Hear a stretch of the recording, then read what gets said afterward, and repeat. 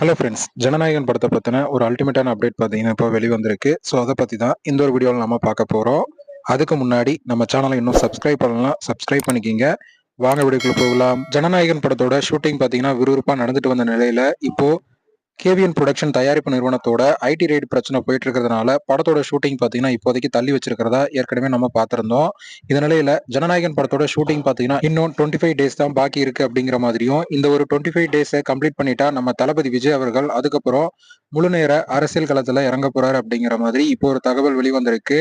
அதை தொடர்ந்து booth committee மாநாடு நடத்த தளபதி விஜய் அவர்கள் பாத்தீங்கன்னா இப்போ பிளான் பண்ணியிருக்காராமா. அது மட்டும் இல்லாம மக்களை நேரில் சந்திச்சு பிரச்சனைகளை தெரிஞ்சுக்கிறதுக்காகவும் செய்தியாளர் சந்திப்பு இது மாதிரி நிறைய பிளான்களை பாத்தீங்கன்னா தளபதி விஜய் அவர்கள் இப்போதைக்கு எடுத்து வச்சிருக்காராமா. சோ இந்த ஒரு படம் மட்டும்தான் இப்போதைக்கு பாக்கி. இதை முடிச்சுட்டா பாத்தீங்கன்னா தளபதி விஜய் அவர்கள் முழு நேர அரசியல்ல இறங்கி வேலை செய்ய போறாரு. யாரெல்லாம் தளபதி விஜய் அவர்கள் ஒர்க் ஃப்ரம் ஹோம் பாக்குறாரு அப்படின்னு சொன்னவங்களுக்கு எல்லாம் இன்னும் ஒரு 20 டேஸ் தான் பேலன்ஸ்.